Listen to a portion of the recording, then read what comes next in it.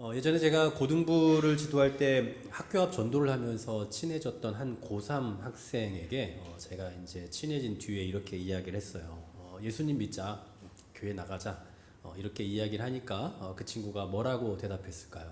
여러분 다 예상할 수 있는 대답이죠. 고3 학생이니까 수능 끝나면 갈게요. 라는 대답이에요.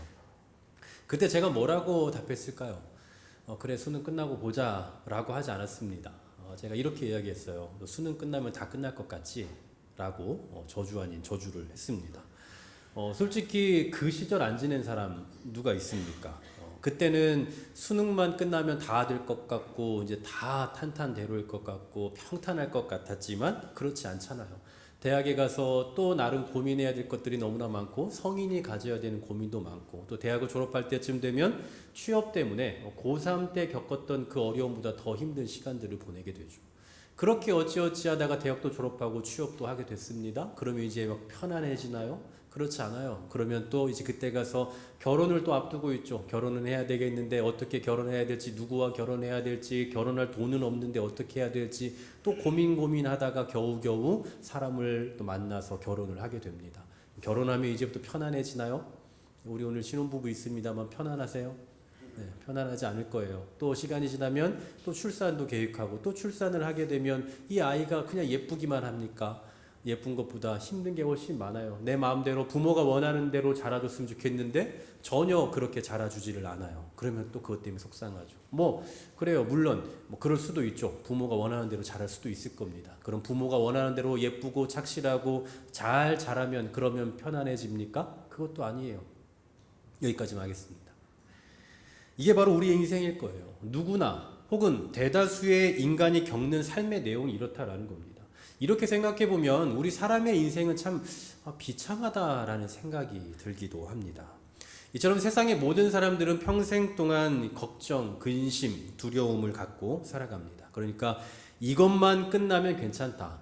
이제 이것만 아니면 된다. 이제 이거 끝났으니까 됐다라는 생각, 그런 말 할 필요가 없다라는 거죠. 그럼 이제 우리는 어떻게 해야 됩니까? 고난과 고민과 걱정 투성인 우리 인생 어떻게 해야 되냐고요. 바로 오늘 본문에서 이 고민스러운 세상을 살아가야 하는 우리 신앙인들이 어떠한 방법으로 살아가야 할지에 대해서 가르쳐주고 있습니다. 오늘 우리가 읽은 본문은 우리가 너무나 잘 알고 있는 사건이죠. 오병이어 사건 직후에 일어난 상황입니다. 이 엄청난 기적을 행하신 뒤에 뭘 하셨는지 22절 말씀을 같이 한번 읽어볼까요? 22절입니다. 시작. 예수께서 즉시 제자들을 재촉하사 자기가 무리를 보내는 동안에 배를 타고 앞서 건너편으로 가게 하시고, 그러니까 그 자리에 약 2만여 명이나 되는 많은 사람들이 있었을 거란 말이죠. 오병이어는 5천 명이지만 그러나 남녀노소를 다 포함하면 2만 명 정도 될 거라고 생각이 되는데, 그 많은 사람들을 예수님께서 해산을 시키시는 동안에 제자들을 향해서 너희는 먼저 바다를 건너서 돌아가라 라고 하시는 거예요. 그리고 제자들이 이 바다를 건너서 갑니다. 그런데 가는 가운데 엄청난 풍랑을 만나게 되죠. 이들이 배를 타고 건너는 곳이 갈릴리 바다인데요. 이 갈릴리 바다에 대해서 제가 잠깐 소개해드리면 폭이 12km밖에 되지 않습니다. 그리고 가장 깊은 곳도 50m밖에 되지 않아요. 수심이. 그러니까 굉장히 작은 곳이죠. 아마도 바다라고 말하기보다는 그냥 호수라고 말하는 게 더 나을지도 모르겠습니다. 근데 여기가 그런 호수와 같은 작은 곳임에도 불구하고 북쪽 헬몬산에서 불어오는 그 차가운 공기, 그리고 이 물에서 내는 그 따뜻한 공기가 서로 상호작용을 하면 때로 2m가 넘는 파도가 생겨요. 그러니까 이 호수이지만 마치 바다와 동일한 그러한 일들이 종종 일어나는 곳이 바로 이 갈릴리입니다. 바로 오늘 본문에서 예수님의 제자들이 만난 그 커다란 풍랑과 파도도 바로 이런 상황이었을 겁니다.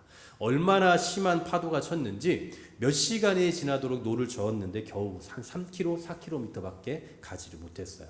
게다가 그때 시간은 로마 시간으로 밤 사경, 우리로 말하면 새벽 3시, 4시경입니다. 자, 한번 상상해 보십시오. 이미지를 한번 그려보세요. 정말 캄캄한 새벽입니다. 그리고 바다 한가운데에 있어요.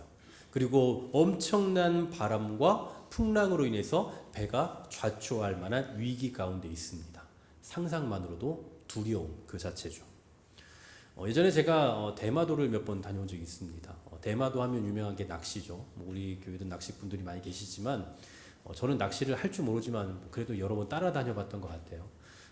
낚시꾼 이제 뭐 친한 이 낚시꾼 목사님과 함께 갔어요. 그리고 낚시꾼들은 항상 새벽에 출발하더라고요. 4시에 일어나서 출발했습니다. 가는데 정말 꼭 이렇게 낚시를 해야 되나 싶을 만한 곳으로 가더라고요. 정말 아무것도 보이질 않아요. 아무것도 그 새벽에 아무것도. 그리고 왼쪽은 바다고 바다에 이 파도가 뒤집어지면서 흰색만 보이고 오른쪽은 높은 산이 있고요. 그리고 이 사이를 아무것도 보이지 않는 곳에서 이 휴대폰 빛을 가지고 둘이서 이 낚싯대를 메고 걸어가고 있는 겁니다. 이 추운 겨울에. 제가 정말 이렇게 해야 되나? 꼭 이런 데서 낚시를 해야 되나? 이 시간에 꼭 이렇게 어두운 데를 찾아와야 되나? 제가 계속 물었어요. 도대체 왜 이런 데서 낚시를 하냐고. 근데 이런 데가 또 잘 잡힌다네요. 네, 그런 것을 가면서 제가 들었던 생각이 뭐 제가 그런 두려움이 별로 없는 사람인데도 여기 만약에 흰 옷 입은 누구 나타나면 진짜 기절하겠다 라는 생각이 들 정도였어요. 근데 오늘 본문에 나타난 이 제자들은 제가 그때 상상했던 그 일을 실제로 겪었습니다. 가뜩이나 두려운 그 환경에 처해 있는데 이 바다 위로 누군가 걸어오는 거예요. 안 그래도 지금 두려운 상황인데 귀신이 그 풍랑 위로 걸어오고 있다고 생각을 해보십시오. 바다 한가운데서 그냥 풍랑에 의해서 배가 침몰돼서 죽거나 아니면 유령에게 잡혀먹어 죽거나 둘 중에 하나인 거예요. 그러니 제자들은 혼비백산입니다. 바다 위에 있으니 도망을 갈 수 없기 때문에 어쩔 수 없는 상황일 뿐 지금 제정신이 아닌 거예요. 근데 갑자기 그 귀신이 이야기를 합니다. 27절에 보니까 안심하라. 나니 두려워하지 말라. 누굽니까? 예수님이에요. 아니 아무리 예수님이라도 이건 좀 너무한 거예요. 아무리 예수님이 능력이 대단한 분이시라고 하지만 이 풍랑이 있는 이 바다로 걸어온다는 게 말이나 되는 겁니까? 예수님이라지만 이건 좀 말이 안 돼요. 그래서 성질 급한 베드로가 또 도전심도 얼마나 강합니까? 가만히 있지 못하고 이렇게 말하죠. 28절에 주여 만일 주님이시거든 나를 명하사 물 위로 오라 하소서 이야기해요. 하여튼 베드로도 참 그냥 가만히 기다리고 있으면 알아서 예수님이 배 위로 올라오실 텐데 그 새를 못 기다리고 내려가서 확인을 해봐야겠다라는 겁니다. 그랬더니 예수님이 오라라고 말씀하세요. 하지만 아무리 예수님이 오라 하셨다 할지라도 그 분위기 속에서 바다로 뛰어내려갈 수 있는 사람은 아마도 없었을 겁니다. 오라고 하신 분이 아무리 예수님이더라도 그 무서운 환경을 보면 지금의 상황 들려오는 소리 눈에 보이는 그 환경을 보면 도무지 내려갈 수 없을 거라는 거죠. 그러나 베드로는 달랐습니다. 오라 하신 그 예수님의 말씀을 듣고 곧장 바다로 내려가요. 아마도 이때 주변의 제자들은 만류했을 겁니다. 뭐 하는 짓이냐? 너 미쳤냐? 여기 내려가면 너 죽어 라고 했을 거예요.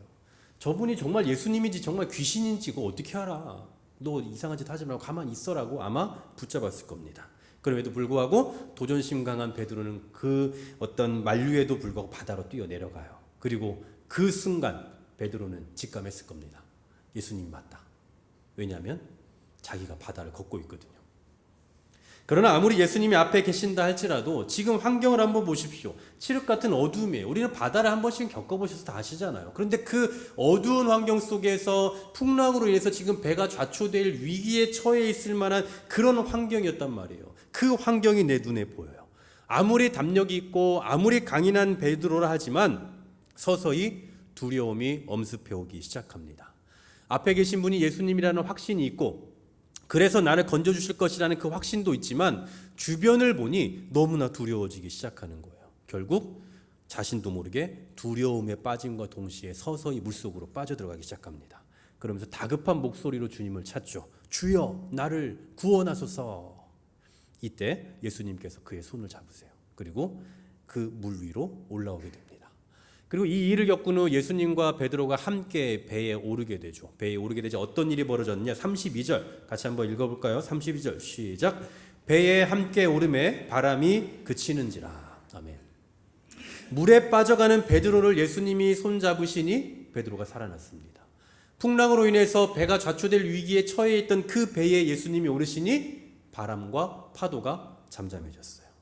최악의 상황, 도무지 해결될 수 없을 것 같은 그러한 난제 앞에 있었던 제자들, 그리고 그 상황을 극복되는 과정을 보면서 오늘 우리가 생각해 볼 수 있는 건 두 가지인 것 같습니다. 첫 번째로 예수님이 동행하셔야 해결된다라는 거예요.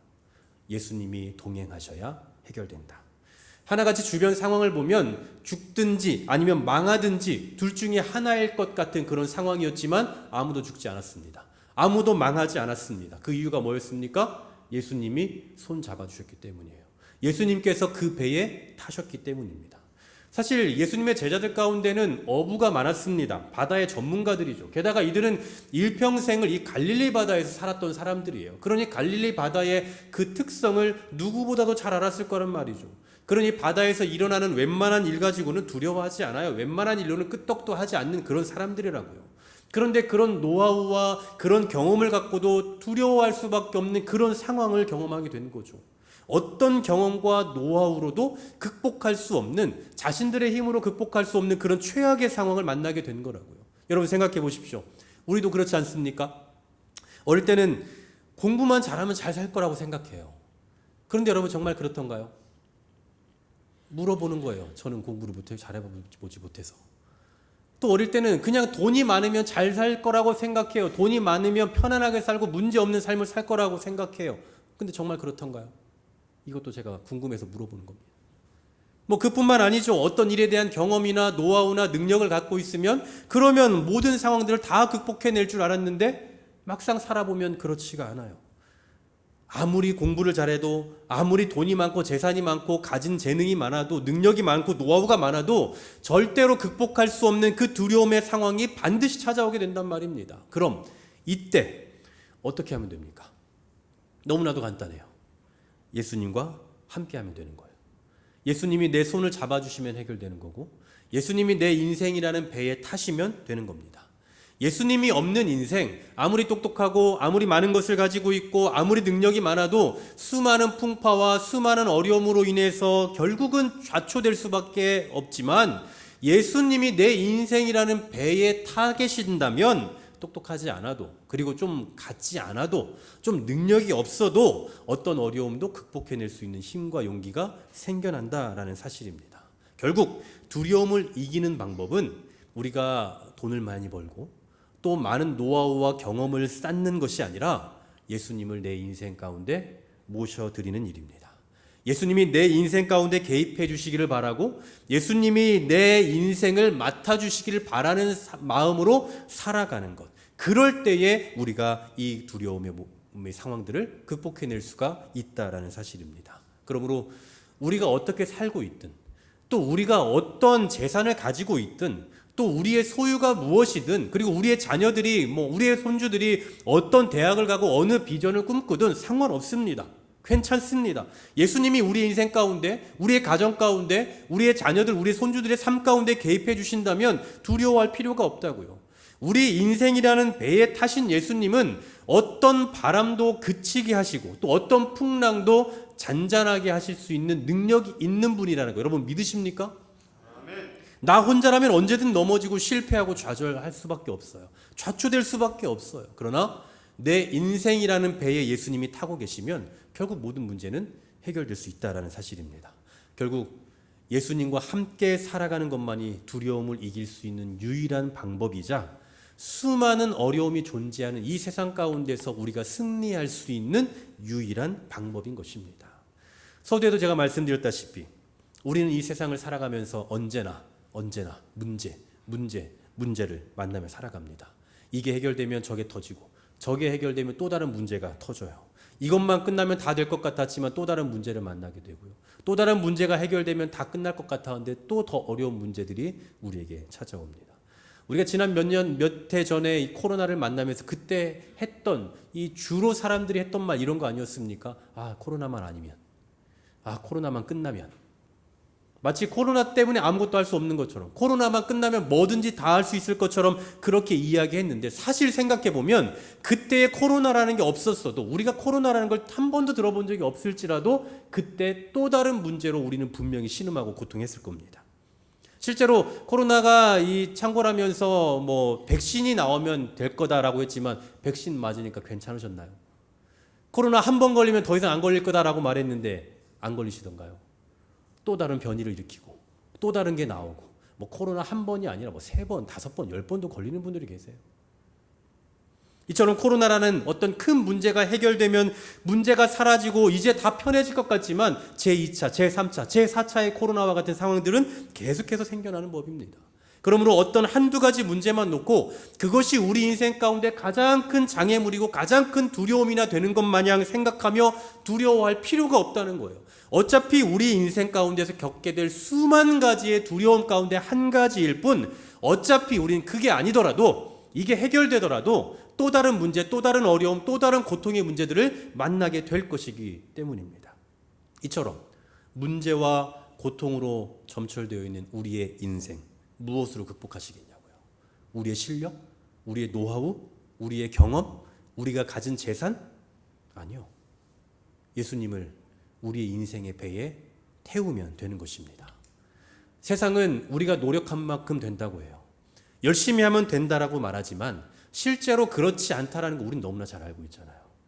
바다에 대한 전문가들이었던 오늘 제자들이 쩔쩔매고 있는 모습을 보십시오. 그렇게 쩔쩔매고 다 죽어가는 그 상황 속에 예수님이 손 잡으시니, 예수님이 그 배에 타시니 모든 문제는 사라졌습니다. 모든 두려움도 다 사라져버렸어요. 결국 애초부터 모든 문제의 해결점은 누가 갖고 계셨던 겁니까? 예수께서 갖고 계셨던 거죠. 마찬가지로 우리 삶의 모든 문제, 우리 가정의 모든 문제, 우리 학교의 문제, 우리 삶의 문제, 그 어느 영역에서 생기는 문제든 결국 그 문제의 해결은 어디에서부터 오느냐? 예수 그리스도에게서부터 온다라는 사실입니다. 그러므로 문제 앞에서 다른 방법 찾지 마시고 먼저 예수님을 찾으십시오. 어려운 문제가 생겼을 때에 다른 것보다 하나님께 먼저 기도하는 법을 배우시고 하나님을 먼저 의지하십시오. 그것이 바로 우리가 갖고 있는 그 수많은 문제의 근본적인 해결 책임을 믿는 저와 여러분의 길을 간절히 소망합니다. 두 번째로 생각해 볼 수 있는 건 예수님의 동행하심을 믿어야 해결된다는 거예요. 처음으로는 우리가 예수님이 동행하셔야 해결된다면 두 번째로는 예수님이 우리 삶 가운데 동행하신다라는 것을 믿어야 해결된다고요. 예수님을 우리 인생 가운데 모셔드리고 예수님과 함께 해야 모든 문제가 해결된다라는 거 여러분 우린 다 알고 있어요. 그러니까 모든 문제의 해결 여부는 예수님의 동행 여부에 달려있다라는 거 저와 여러분 다 알고 있다라고요. 지식적으로요. 문제는 뭡니까? 지식으로만 알 뿐 믿지를 못한다는 거예요. 정확히 말하면 믿는다고는 하지만 실질적으로는 믿지 않는다는 거예요. 생각해 보십시오. 여러분 모든 문제를 해결하시는 분, 우리 주님이라는 거 우리 신앙인들 가운데 모르는 분 계십니까? 우리는 늘 이런 문구에 아멘 아멘 하잖아요. 하나님이 하십니다. 하나님 우리 손 잡아주시면 됩니다. 예수님과 함께하면 다 됩니다. 소위 신앙 좋다고 하시는 분들은 이런 말하면 다 여기에 대해서 아멘이라고 은혜 받아요. 그런데 문제는 뭡니까? 은혜는 나타나지만 그 은혜가 우리 삶에서 다 나타나지를 않는다라는 점이겠죠. 하나님의 이 존재 여부에 대해서 학자들은 나름의 종교관, 철학적인 거죠. 그런 것들을 만들어냈습니다. 이를테면 여러 가지 가운데 이런 것들도 있죠. 이실론. 하나님이 세상을 창조하셨지만 더 이상 관여하지 않으신다. 섭리하지 않으신다. 또 범실론, 모든 자연에 신이 깃들어져 있다. 그러니 하나님이라는 그 한 분이 아니라 그냥 이것도 신이고 저것도 신이고 다 신이다. 이런 식으로 일종의 다신을 말하는 거죠. 또 불가지론, 하나님은 알 수 없다. 우리가 알 수 없다. 도무지 알 수 없으니 연구할 필요도 없다. 이런 쪽으로 나가겠죠. 또 더 나아가서 신이 어디 있냐? 세상에 무슨 신이 있냐? 사람이 다지. 라고 말하면서 하나님의 존재를 자체를 거부하는 무신론도 있습니다. 여러분, 저와 여러분은 무엇을 믿습니까? 우리는 유일신론이에요. 하나님이 존재한다. 그리고 하나님은 한 분으로 계시다라는 것을 믿습니다. 이 유일신론은 결국 하나님이 존재한다라는 것을 기반으로 하기 때문에 일종의 유신론과도 같은 거죠. 하나님은 존재한다. 하나님은 살아계시다라는 것을 믿는 이 유신론, 그리고 더 나아가 정확하게 유일신론이에요. 그런데 하나님이 계시다라는 이 유신론과 반대되는 게 뭐라고요? 하나님은 없다. 무신론이잖아요. 근데 재미있는 것은 이 유일신론과 무신론이 짬뽕된 게 하나가 있어요. 그게 뭐냐면 실천적 무신론이라는 겁니다. 실천적 무신론. 이게 뭐냐면 하나님이 유일신이다라고 믿어요. 믿지만 그 믿는 사람의 실천의 모습 속에서는 하나님을 유일신이라고 믿지 않는 모습이 나타나는 겁니다. 그러니까 겉으로는 분명히 유일신론자거든요. 하나님을 믿는 사람이거든요. 그런데 속은 무신론자예요. 그래서 이것을 뭐라고 말하느냐면 실천적 무신론이다라고 말합니다. 놀라운 사실은요, 상당수의 신앙인들이 바로 이 범주 안에 들어가 있다는 거예요. 저 여러분 중에도 분명히 이 범주 안에 상당수가 들어있을지도 모르겠습니다. 생각해 보십시오. 우리는 하나님을 믿습니다. 하나님이 살아계시다고 믿습니다. 그런데 기도하지 않아요. 이게 무슨 얘기입니까? 기도하면 된다면서요. 하나님은 살아계시다면서요. 내 기도를 들으신다면서요. 근데 왜 기도하지 않습니까? 사실 솔직히 이야기하면 기도해도 안 된다는 걸 알기 때문이에요. 하나님을 믿는다고 말하고 기도하면 된다라고 말하고 그렇게 믿지만 기도를 하지 않는다는 건 알고 보면 기도해도 안 된다고 생각하기 때문이라고요. 하나님의 인도하심을 믿고 하나님이 함께 하셔야 된다라고 믿습니다. 그런데 하나님의 말씀에 대해서 관심이 없어요. 하나님이 함께 하셔야 된다고 하고 하나님의 말씀대로 살아야 된다라는 것을 확신한다면 그런 말씀에 대해 더 많은 관심을 가져야죠. 그 말씀대로 순종하기 전에 그 말씀이 무엇인가에 대해서 이해해야 되지 않겠습니까? 그런데 그런 작용이 없어요. 말씀에 대한 관심이 없어요. 하나님의 말씀대로 맨날 말은 그렇게 하는데 말씀 듣지도 않고 말씀에 관심이 없습니다. 여러분 이거 뭡니까? 겉으로는 믿지만 사실은 믿지 않는 거예요. 실천적 무신론입니다. 로마서 7장에 보면 본능적으로 죄 가운데 거하며 살아가는 우리 인생에 대해서 이렇게 표현을 하고 있습니다. 로마서 7장 18절을 말씀해 보시면 내 속 곧 내 육신에 선한 것이 거하지 아니하는 줄 아노니 원함은 내게 있으나 선을 행하는 것이 없노라. 원함은 있는데 행하는 게 없어요. 19절도 보십시오. 내가 원하는 바 선은 행하지 아니하고 도리어 원하지 아니하는 바 악을 행하는도다. 나는 선을 원하는데 알고 보면 나는 악을 행하고 있다는 거예요. 하나님을 믿지만 하나님을 믿는 삶이 없다라는 거예요. 이처럼 우리 속에 있는 죄의 본성은 이론적으로는 유신론 그리고 실천적으로는 무신론자의 삶을 살게 만든다라는 겁니다. 그리고 엄밀히 말하면 이것은 신앙이라고 할 수 없는 거죠. 이론적으로는 알지만 실천이 없는 삶. 여러분 이거 어떻게 신앙이라고 말할 수 있겠습니까? 여러분 어떠십니까?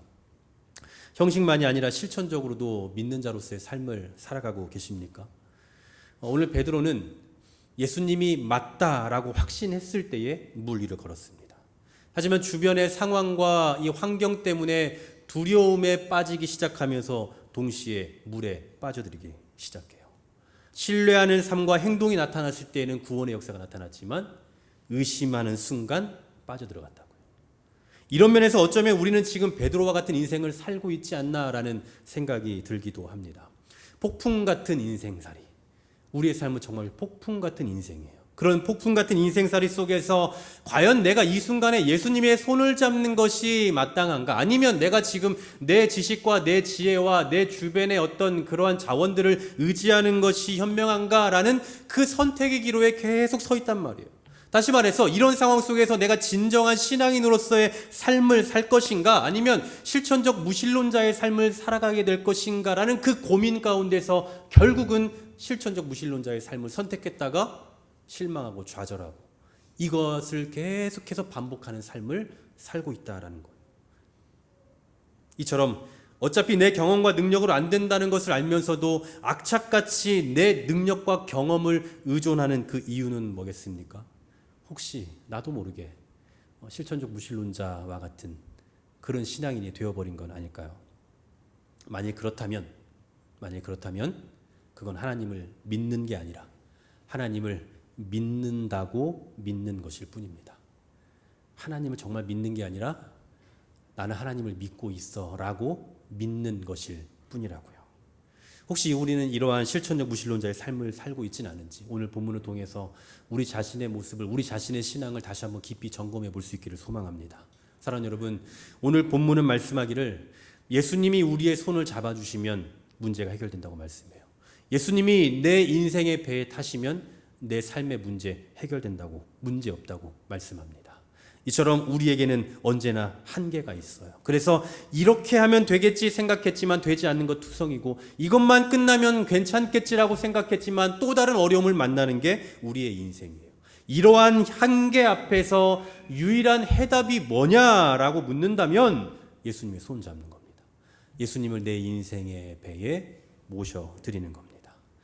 예수님께서 내 인생을 이끌어 가실 수 있도록, 그리고 우리의 자녀들, 우리의 손주들 예수님께서 이끌어 가실 수 있도록 그분께 모든 것을 맡겨드리는 것이 유일한 해답이다라는 사실이에요. 그리고 이 사실을 단순히 지식적으로만 이해하고 나는 믿고 있다라고 알고만 있는 것이 아니라 실제로 그분을 믿는 자로서의 삶의 실천, 그런 어떤 신앙의 모습들, 이런 것들이 나타나는 신앙인이 되어야 할 것입니다. 누구나 그렇겠지만 저도 저희 아이들을 정말 사랑해요. 저희 자녀들을 사랑하고 저희 아이들을 정말 돌보고 싶고 저희 아이들이 정말 잘 되길 바라고 저희 아이들이 언제나 안전하기를 바랍니다. 하지만 제가 저희 아이들을 눈꽃같이 눈동자처럼 지켜볼 수도 없고 뒷공문이 따라다니면서 계속 지켜줄 수도 없다는 거 너무나 잘 알아요. 또 설령 제가 그렇게 한다 할지라도 저희는 아이를 지켜줄 수 있는 능력이 전혀 없다라는 그 한계도 너무나 잘 알고 있습니다. 하지만 저에게 유일한 위로가 있다면 하나님은 하실 수 있다라는 거예요. 하나님은 저희 아이들 정말 하나님께서 지켜 보호해 주시고 하나님께서 모든 상황을 지켜주실 것이라는 사실을 저는 믿습니다. 하나님께서 우리 성도들의 삶을 지켜 보호해 주실 수 있는 능력이 있다는 거 저는 믿어 의심치 않아요. 저는 한계가 있고 저는 지켜줄 수 없지만 하나님은 하실 수 있는 분이라는 거 전 너무나 잘 믿고 있다고요. 그래서 기도할 뿐인 겁니다. 저희 아이들을 위해 기도하고 저희 자녀들, 저희 가족들 위해 기도할 뿐만 아니라 우리 성도들, 우리 교회를 위해서 기도하는 거예요. 그게 저에게는 가장 큰 안심이더라는 겁니다.